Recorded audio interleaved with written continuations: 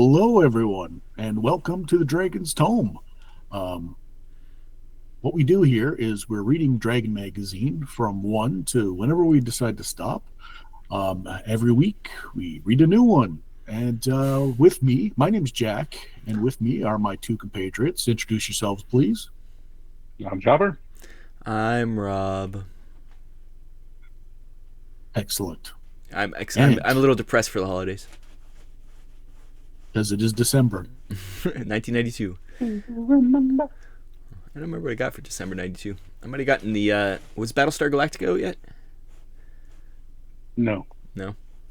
I don't know. That's not like it didn't come out till 2005. No, it was much later, right? 2005. 92. We're 2 years past the monstrosity that was Galactica 1990. 1980. We're 12 years past the monstrosity that was Galactica 1980. It was the Dead Times for Battlestar Galactica. It was 92. Was that was Phantom Menace or one of those coming out at this time, or is that still later? That's still later, I think. 93, probably.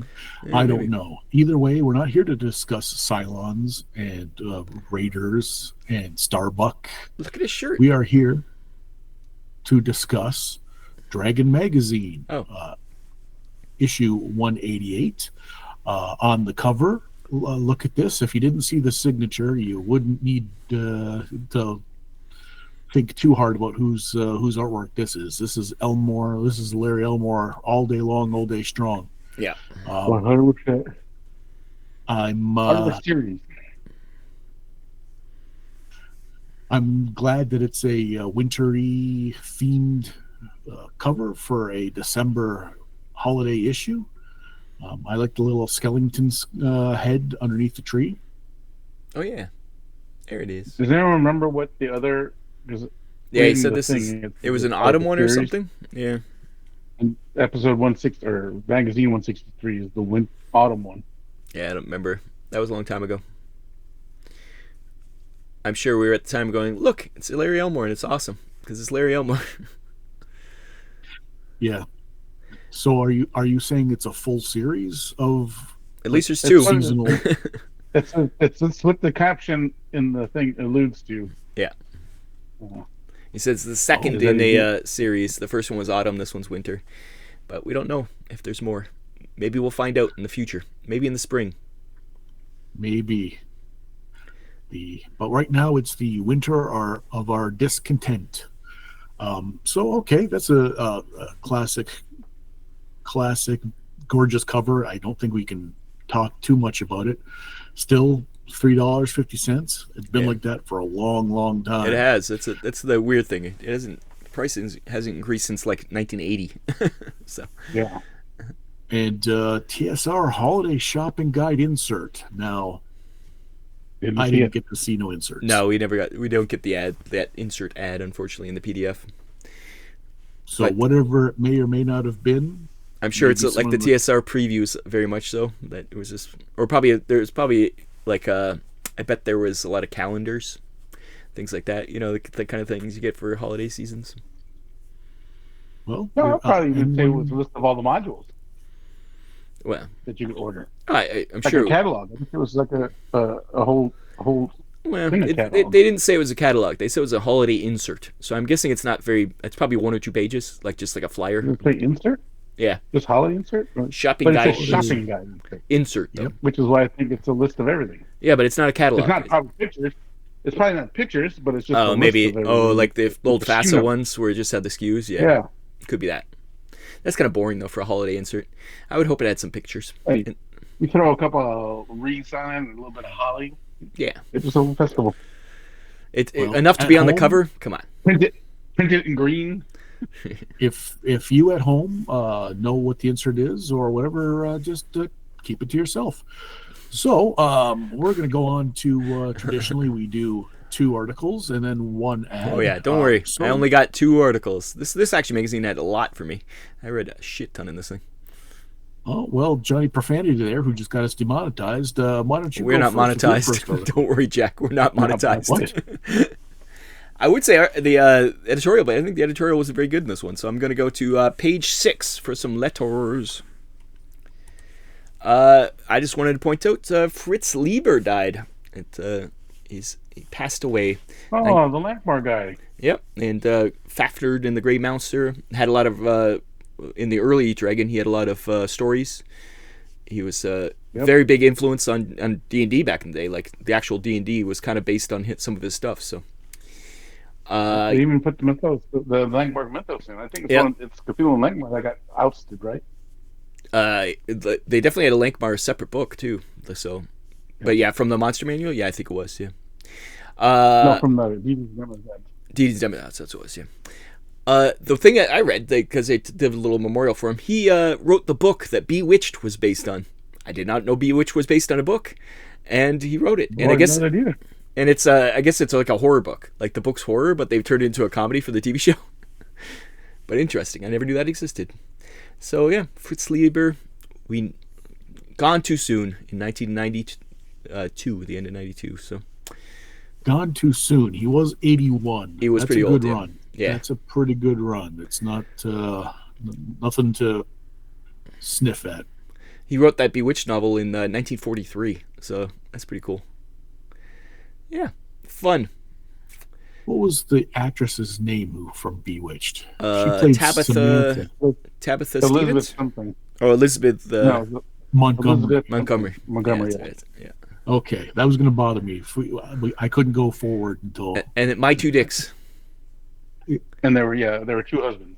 Dick Sargent and Dick. Well, what's the other one? York. Dick York, yeah. Dick York. Anyways. Okay. Fighting. He had two husbands, and they were both dicks. Wow, that's Was it based humor and at the time we were probably listening to it was it Don and Mike, the radio DJs that had the My Two Dicks song? It was around this time. It probably was. That's appropriate. It most certainly. Are those Canadian DJs? Because I don't know who those people are. No, they're from West Coast. They're from Washington, Baltimore. Yeah, Washington, Baltimore. Yeah, somewhere in and around there. Okay. Syndicated. So that was Rob's first article. I like to bring it down, the very first thing, with a death. Yeah, start on a high note. The death of an author. We start low because you can only go up from here. It's true. Can't get much sadder, can it? Can it? So, Pat, who or what has died or who's died in your article?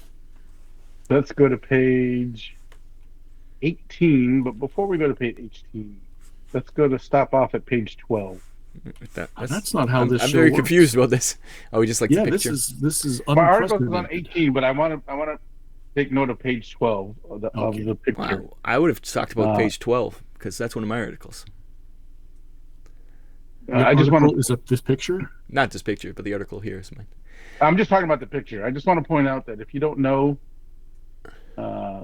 this is definitely a picture of Ernie and his sister Heidi. Oh, is it? That's them? That's funny. Yeah. Mm-hmm.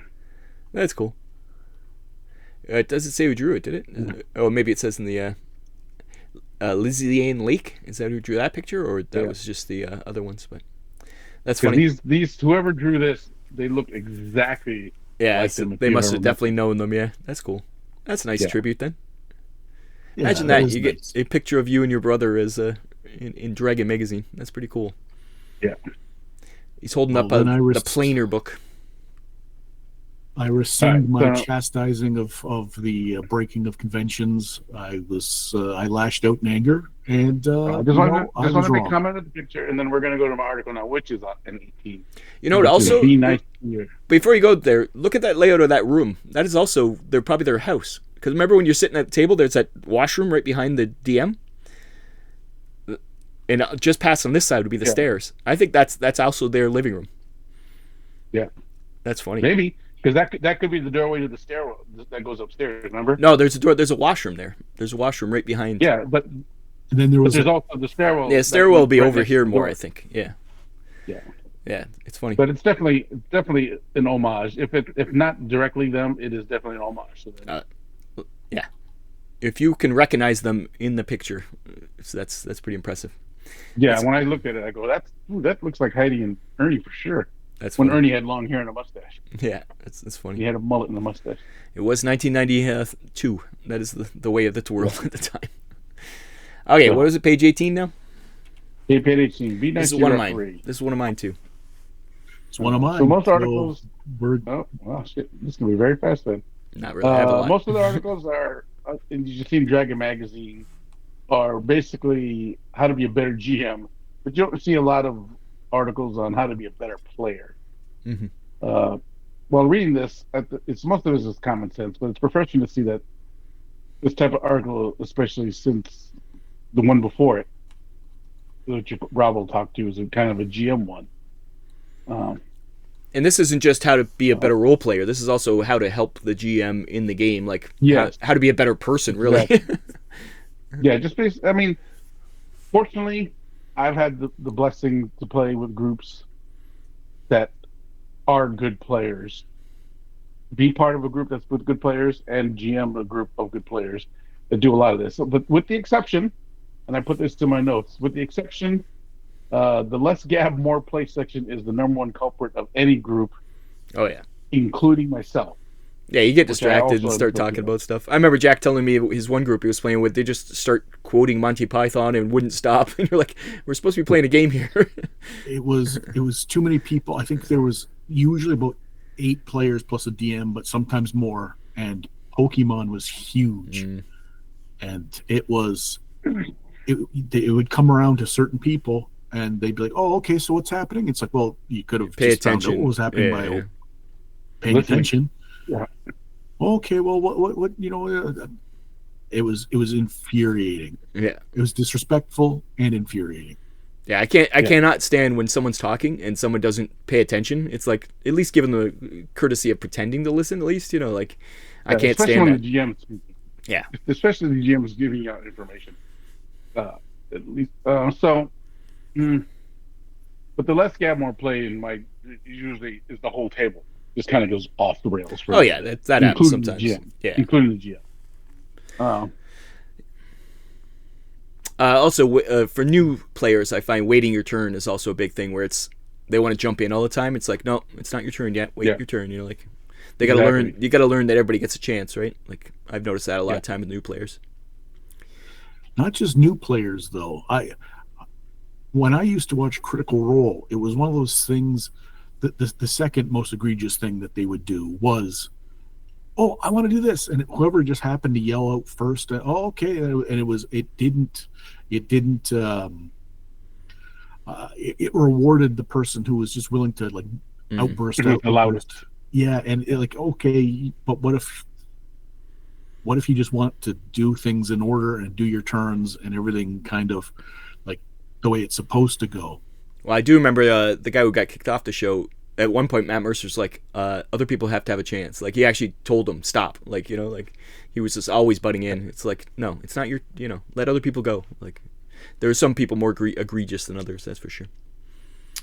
But, yeah, this is a really good article just to read it as a player and just really take it to heart because it's all things that you should really do.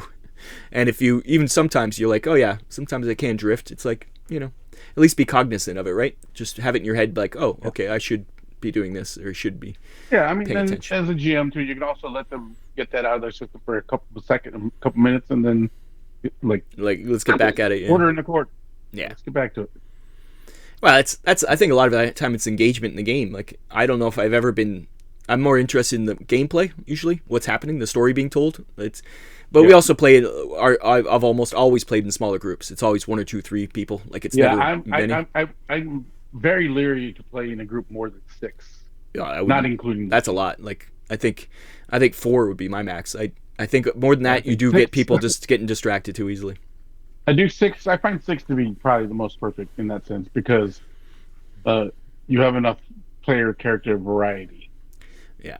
But without having to use an NPC. Yeah. It's just it's over a certain amount. It definitely happens where you just start getting distracted. Like, that person's talking about something too long, and you're like, okay, I don't care about that player's doing. Let's start thinking about something else. Once again, ADHD. So, Well, the art. It looks like it is whoever did the art. It looks like it's based on real people. Yeah, for sure. You can tell that it's. I was thinking that too. But yeah, some of these I don't know who they are, but Yeah. I do feel like they are real people. Yeah. That first picture, I don't know. Have you ever purchased potato chips? Potato spelt with the E Oh, at yeah, the end, it's so it's right. obviously American. In a cereal box. It's odd. And was that Golg Cola, not Glug. Not glug. Golg Cola. Gold. Coca-Cola and potato chips in a Uh, cereal box. David Zenz. Maybe he's not not English speaking. If this picture wasn't in a magazine that I know is dated, I would go, "Oh, AI wrote gold instead of." Yeah. What does it say on the second picture? What's it say on his shirt? What is it, man? Is that what it says? And it's got looks like a Muppet or something on there. Yeah, Weird. Yeah. And then huzzah! A timely reference maybe that we just don't get. I don't know. And there's a guy dressed like Tom Baker in the last picture. Doctor Who. Yep. There's a Doctor Who. Yep. Okay, but that's Okay. all our articles. Are we done? That was wasn't even my first article. My God. Okay. Well, so what are we gonna do? That was Pat's article. You haven't even gone to me yet. Yeah. But I haven't even gone yet. Oh, you go first then, Jack, in case I steal your second one. That's what I was. See, now you're tracking with my thought process. Yep. So Robert, you have a couple. I've quite a few. I'm good. You could take more than one. Okay. Well, I won't. Oh, I already did Fritz Lieber. I did do another one, but that's all right. So I'm going to go to 89, please. I definitely didn't do this one. I don't even know who these people are. That was. Thank you. Is that why you wrote this? I was like, yeah.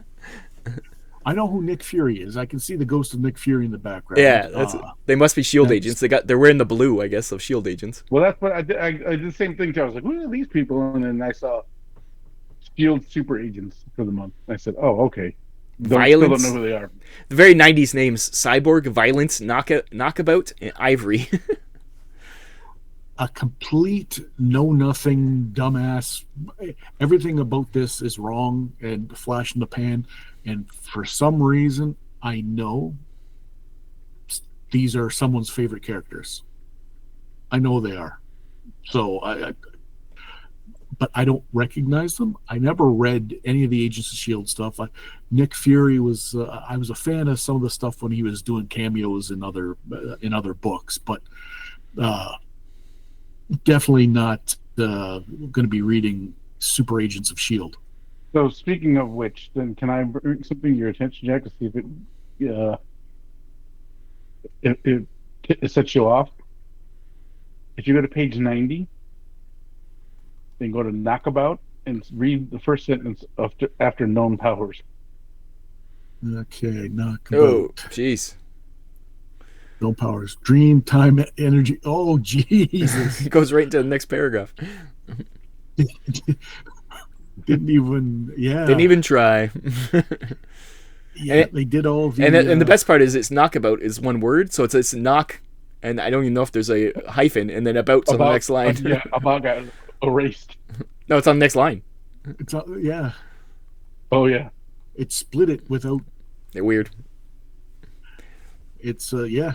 Okay, good catch. Good catch. They didn't orient the first part of that sentence properly. It expanded and put knock into the next column.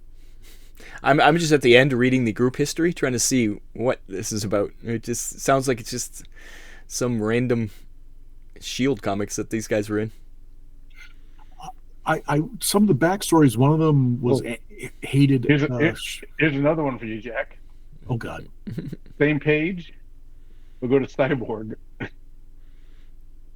Oh yeah, it gets cut off. It doesn't even get to Cyborg. Ha. Okay. Yep. Same thing. They didn't justify properly the first part of the sentence, so it just blew the second half off. Is it all of them are like that? No, that's fine. No, I'm looking. Now I'm looking. But anyways, I did read some of the backstory, and some of it was like the high octane. They hate Nick Fury because double cross their father, but they have to work with him because like it's like there's a lot of an attempt at backstory, and I'm sure It sounds like it was like a backdoor pilot for a comic that nobody cared about. it could have been from a limited series. I don't know. I've never heard of one of them. No, they've never come back that I know of. Yeah, I wasn't too much in the comic books at this point. I wasn't really either at this point either. I agree. A little bit. Yeah, I was, I guess. This is still high school. Yeah, I was. But definitely wasn't reading these comic books. Deep into the comics. Yeah, I hadn't given up yet. I didn't give it up until it was a little after this. It was definitely it's coming up though. The 90s were bad. When we get to ads, and I'll be able to let my comic freak flag fly. Oh, I'm interested about that. Okay, so that's it from all my articles. So I got a couple more. Or if one we want to swing back, both of you. I got two more. Pat, do you have any more? I also have two more. I think it's my turn though, right? Yeah. We'll go to page 12 then. Hey, look at that. Nice picture. It's actually page 13. That roll, not roll. Roll as in roll O-L-E versus roll as in O-L-L. And it's this is a really good article by George T. Young about this one is the good advice for role-playing players to play better and to actually role-play and not just care about just killing monsters by rolling dice. But you're supposed to be role-playing a character, not just rolling dice. And yeah, it's pretty much the more you put into it, the more fun it'll be. That's the kind of the whole article. And it kind of teaches you how to have to make a persona and to play through it and to do improv and that kind of stuff. Try to stay outside the stereotypes. And it also gives some advice for DMs to play their NPCs smart also. And it does give advice for players to don't second guess the GM. It breaks immersion. Like, just go with it. If he says something, you're like, oh, that doesn't make sense. Maybe it makes sense in the game, or maybe it was a mistake. But even so, just roll with it. Keep going. And but he does say at the end, don't role play so much that's a deterrent to the adventure, which is that's always a thing too. We tell the story about our steampunk game, which definitely role played to the detriment of the adventure. So, which one was that one? We were at a convention, and this woman doing this steampunk game was very into steampunk. Oh, steampunk! I thought you said cyberpunk. No, steampunk. It's a classic. It's a trope at this point when they say, "Oh, my character would," or "I'm playing my character. I'm playing my alignment." And sure, okay, yeah, but you know what you're doing. If it's becoming a detriment, if the whole table, you're purposely being a dick. Yeah. If you're just being, then that's different. That's ruining everyone's fun. Then you're bad. Your character is bad, and we don't want you here. Yeah. How about roll up a character that wants to be part of the team, who wants to go on this adventure, yeah, who wants to succeed. Nothing worse than you're GMing and one of the players is just like doing everything not to do the adventure. Like, that's the worst. You're like, just go with it, please. No, my character wouldn't do this. Yeah, just go with it, please. Just go with it. You'll have fun. Yeah. Yeah, that's my second article. Okay. Patrick, what about you? I'm going to go to page 29. Wizards 3. Started reading this because Ed, our longtime friend, Dr. Ed Greenwood, wrote the story. And I was like, what is this? A short story that he wrote? And it turns out to be a really good story that occurs after the Vecna Lives campaign drops for Greyhawk. And it talks about the three great wizards from the three different campaigns that are out right now: Dragonlance, Forgotten Realms, and Greyhawk. They all get together and kind of do kind of form what I would call an Illuminati kind of a thing. I was waiting for Jack's crunch to happen. And they could talk about all the good and bad things that are happening in each of the worlds. Apparently it kind of flirts with the multiverse kind of enemy, but going back and forth all the different things. in the sense, the story itself is really good if you want to read it and don't want to use the spells and the magic items that come out of it that are parts of the story. Throughout this whole thing, so there's some really kind of crazy spells and a couple magic items, I think, if I remember right. Oh, and some new monsters. Just the new monsters, like the it's Death Kiss Spawn. Yeah, he has a lot of. There's weapons. There's a lot of stuff that at the end here you just. Yeah, overviews. but it's a good long short story, and it's not horrible. It's a good story. It brings in Mordekainen, who happens to be Gary Gygax's wizard, and then Elminster, which is Ed Greenwood's wizard, and then Dalamar, who's the main bad guy in Dragonlance when Rasslin disappears. If you're a big Dragonlance fan, but if anything else, it's a good short story. Take a read. It's very interesting. And then if you want to use it for your campaign, especially if you're a Greyhawk fan, I think this molds more well for more Greyhawk than Forgotten Realms or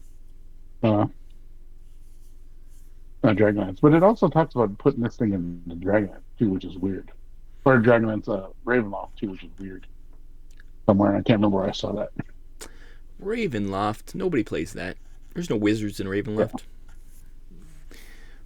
So, but yeah, that was it. Nice and short. I mean, more often than not, I got more hooked into this thing because of the story than the spells and the monsters and everything. Yeah, we tend to not to talk about the stories, but you got tricked into reading one.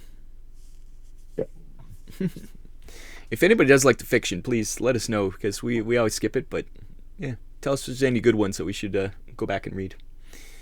Yeah, do that. I mean, we're here mainly for the articles for role playing. Stories are a nice addition, but they're not part of the role playing. So sometimes I try and read them. Sometimes I do. Sometimes I don't. Yeah, they're long. That's a problem, and we have timetables to try to stick to. And this one is Dr. Greenwood, and he doesn't not write a bad story. He don't fuck when around. It comes to Forgotten Realms. That's true. That's true. I think what it got me too also is he started off as like the ecologies where the guy is waiting for Elminster to show up. It is very ecology-like, yeah. Yeah. So. Okay. Well, like I said, I'm tapped out on articles. Rob, you got one more? Yep. I think it's my last one. On page 24. Once again, I'm going back to all the help with playing the game. This is rules for role players, and it's ways to take burden off the referee and speed up the game. And it's different jobs for players in a group, but a lot of it is just things you do automatically, like map makers. Yeah, I read this. I feel like we all fall into our own role. Like I always seem to fall into the map maker when I'm a player character. Jack always makes me be the map maker because he knows I hate it. But yeah, like map maker, timekeeper. Timekeeper is not something that usually happens. Usually the GM does that. Speaker, which once again I play in smaller groups, so you don't really need a speaker. Chronicler, that's the kind of thing I try to do because I don't have a very good memory, so I have to write things down. So I tend to write everything down so I can remember. I'm not good at writing things down either. I'm a better mapper than I am a chronicler. So I try to write things down because I will forget. And Max is pretty good at it. Yeah, he was when we were doing Call of Cthulhu. He writes a lot of stuff down too, which helps because between the two of us, we kind of piece out what's happening. But and then the last one that I never really thought of was if your player is not currently playing, the GM can give you a NPC to run, which I never really thought about that. Where you meet a shopkeeper, give it to the player to run the shopkeeper for you. That's kind of a cool idea. Yeah, that's a good tool, especially when you split the party. Yeah, if nobody's doing anything, or they just happen to be doing something else, like studying or something, you're like, okay. Like, there's lots of times, once again, in Call of Cthulhu, where a group will go somewhere, and then one of the characters will be like, oh, I'm not going to do that, I'm going to do something else, or I'm going to wait here, or I'm doing, that's not my expertise, so I'm not going to do it. That would be a good way to get the player still invested, if they're not just listening to the story, which is always good. Anyways, it was another by David Wilder, another good article about helping the GM and also being better role players, like as a person, not so much as a player. So good stuff. As a group, yes. Help the group. Exactly. I believe We're a that. team here, people. Yep, I believe that is my last article. Now, unless you just poached Pat's last one, he still has one in the hopper. So let's Yeah, let's see what you got. This one will be very quick. So let's go to page 52. 52. How bizarre. The Bizarre. Bizarre. Special How stories bizarre. from Forgotten Realms. And I do love me Forgotten Realms. And I do love me some special, unique magical swords. So Yeah. this article kind of sang to me. And, there's not much to it. It's just a bunch of different blades.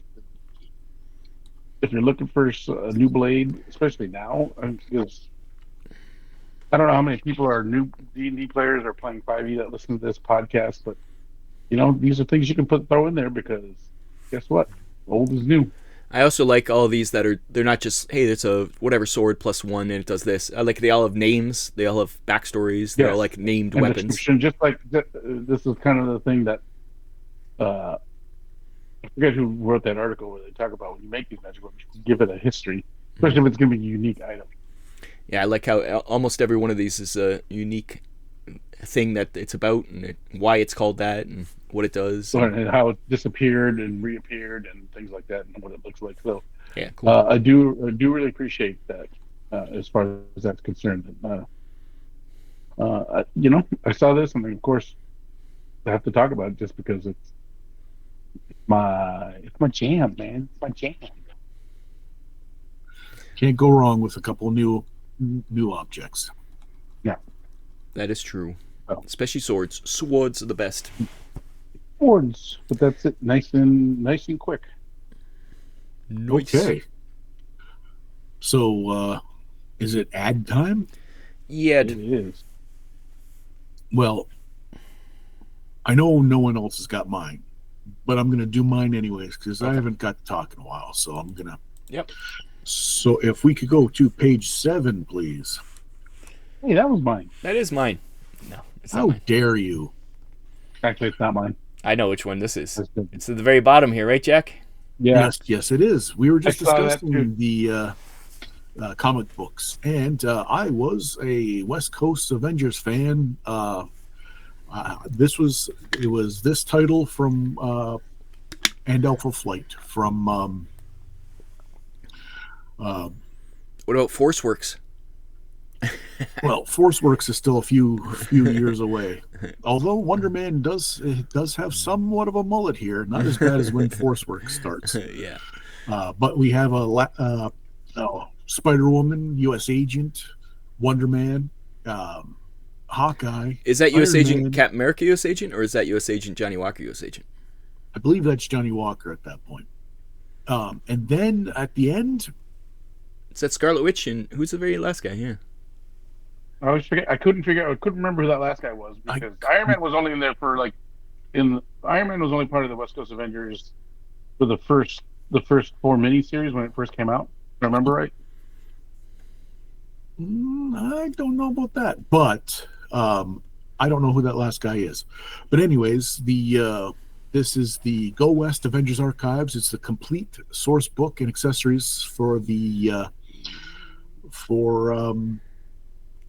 playing Marvel superheroes. It's for $13.50. I would have picked it up at the time. I know I would have. It includes 3D fold-ups and cards, so I'm assuming it's got like standees in it to play the game, which would have been nice. But yeah, For my guess, it's either Hank Pym or Quicksilver. It doesn't look like either of them, though. No. It kind of looks like Quicksilver's outfit, sort of, but it doesn't look like Hank Pym either. Quicksilver was part of it. Yeah, and Scarlet Witch is right there. That's what makes me kind of think it was him. Quicksilver would have had the hair going like it. And both of them, he has white hair, and Hank Pym has blonde hair. This guy has brown hair. Yeah. This guy has brown hair, right? Yeah. So I don't know. I just don't know. It's a mystery to me. Definitely, if that was the roster at the time. I'm looking at it right now. I don't recognize anyone. Yeah, I just typed in list of West Coast Avengers members, and it doesn't look like anyone to me. much like the original Avengers, the rotating roster is part of the allure. It's not like hey, we're a family and we all of our interests, like our interests and our foibles get on each other's nerves. It's more like, hey, well, this picture definitely is not the founding members because No. Mockingbird was one of the founding members. right? She's not there. Machine Man? And Tigra. Is it Machine Man by any chance? Maybe, I don't know. Because he was on the team with Spider Woman. It could be Hank Pym though, because Hank Pym shows up Wrong color hair later though. on. Yeah, he's always blonde, and Unless it's some weird Vision, maybe it's Vision. He wore that outfit for like 2 minutes or something, and that's the one they have to choose. The Vision does show up too. Yeah, and he's next to Scarlet Witch. no, it's not the Vision. I don't know who that is. Yeah, it doesn't look like. I don't know either. Is it one of those things where it's the missing Avenger that he was there the whole time and everybody's forgotten him? This is the only living picture of him existing. Is this the Machine Mandela Man? effect? Oh, It's Machine Man. That's what I said. That's but what Rob's Machine Man did have a human like form at some points. Like usually looks like a freaking robot, but I think he did have a human form. That's my only guess. He did have a human form, and then the only thing that was different was his eye. Yeah. Right. It could be Machine Man. Machine Man kind of makes sense because, like Rom, he was just a toy that they wrote a backstory for, and they never really were able to find footing for him. He debuted in a 2001 comic book. That makes no sense, but he did. It's an adaptation of the movie 2001. They expanded that story in the Marvel Comics, and that's where Machine Man debuted. Really? Insane. That is crazy. Okay, well, that was my ad. Mystery not solved. No, not really. I'll go. Please, I'll do a if deep you do dive. know who that is, do comment below. Jack will never read it, but we will. That's true. Then he could tell me. It's not the best cover painting picture. Hey. Hawkeye looks a little weird. Yeah. I was gonna say they all are Yeah. a little off. I don't know if it's the scan or if whoever the artist was at the time. Sort of like when Magnola did art for Alpha Flight. All of a sudden you're like, what the? Yeah, and it was abrupt. All of a sudden, hey, no one has eyes, and everything's shadows. Yeah. And I'm as a kid, I didn't know who Magnola was. In fact, no one knew who he was. Yeah, that was early works. He hadn't done Hellboy yet or like that. And I went, whoa, what's going on here? Yeah. Or Sienkiewicz in New Mutants, where it's just like, what the? You blew little brains out when it's like, it's just sketchy and crazy. Yeah. Anyways. Anywho, so that was my ad. Who wants to go next? Up to you guys. Pat, how many ads you got? I got 3. I also have 3, so that didn't solve anything. That solved nothing. But maybe they'll work themselves out. Pat, what's your ad? Let's go to page 27. That is not one of my ads. Cyberspace. Cyberspace. What is this? Is this the Cyberpunk RPG from ICE? Yes. Or is this an alternative matrix combat system for generic? No, this is a Cyberpunk ICE game. Since everybody had to get into Cyberpunk, this ICE was or known for Middle Earth role playing is we're like, we need a Cyberpunk game, so they did. Yeah, I mean, because it's not very clear because it just says welcome back. I love the new look. Yeah, I think this is a new edition of this cyberspace. Complete realistic role-playing system. I'm not sure you want realistic role-playing. Rules for travel, combat, espionage in the electronic realm of cyberspace. Ooh. The most detailed and extensive cybernetic rules available. I'm not sure we want that either, really. Detailed? It seems. And it's San Francisco in 2090. And tons of equipment. But yeah, ICE. So that's the one the logo's got the chrome, that metallic 90s classics. Yeah. Like I've never seen this ICE book. I've seen a ton of ICE books before.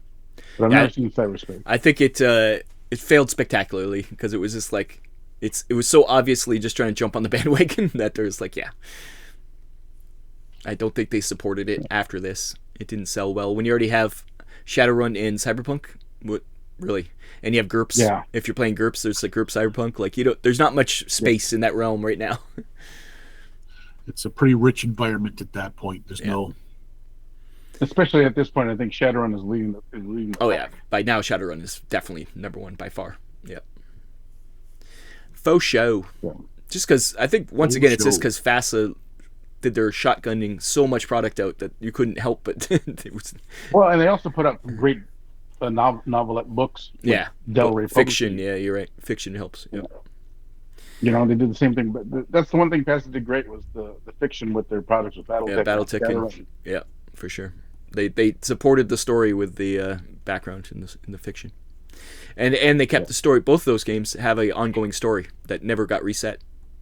Like Shadowrun, the ages get reset. Like the whole world gets destroyed and it gets rebuilt, but it doesn't. It's still the same story. It just keeps going. Yeah, they don't get rid of anything. So. No.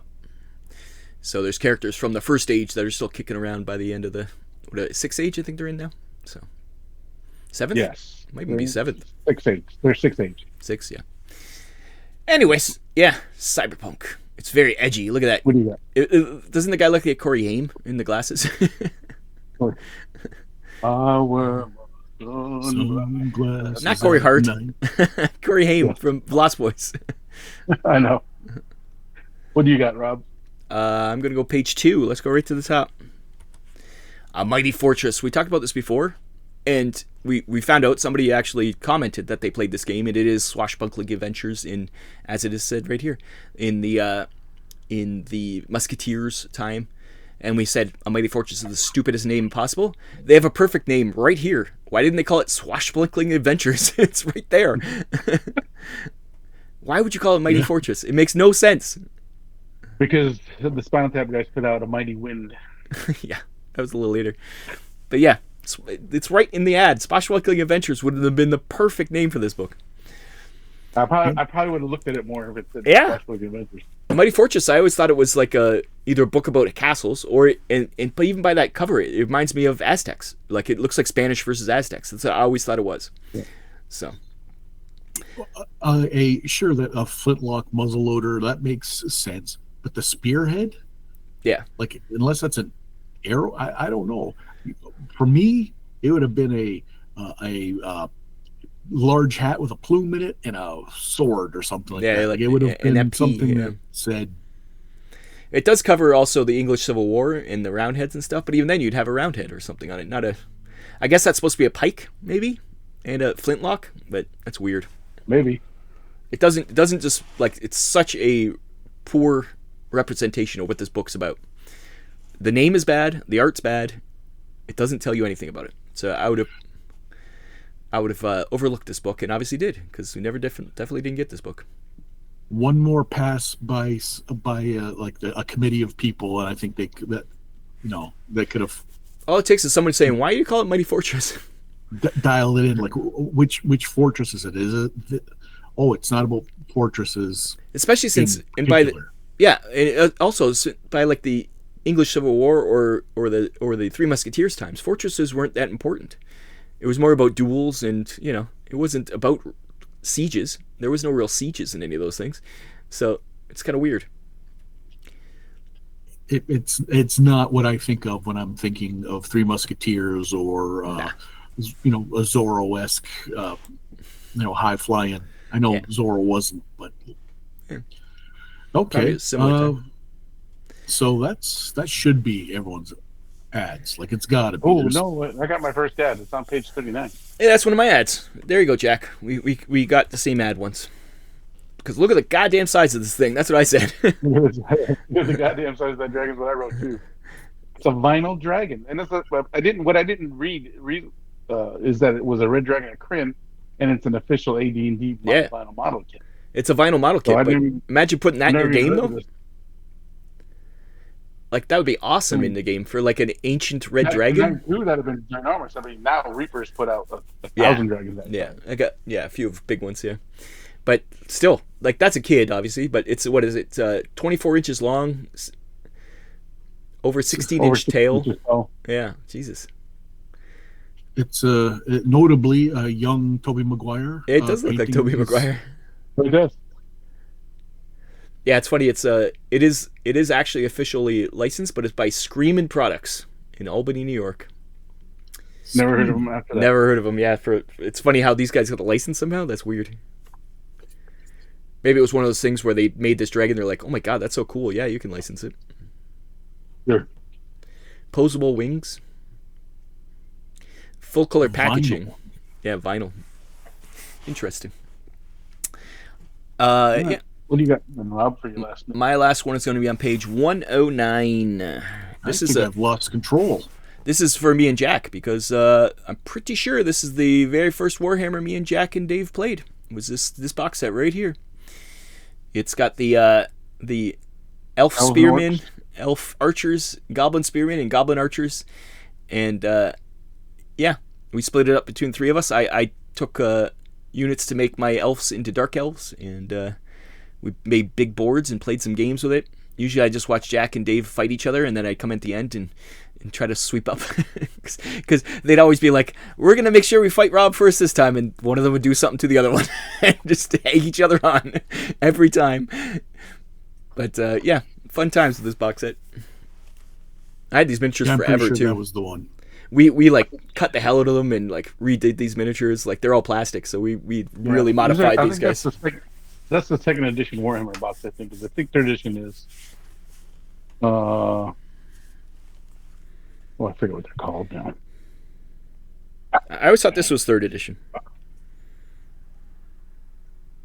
I still have that rule book around somewhere.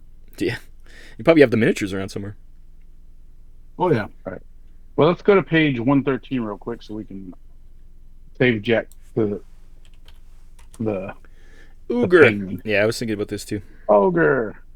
Just wanted to point out, look at these minis for the Ogre game. Yeah, I was like, Ogre's still kicking at this point, eh? Yeah. Ogre lasts a long time.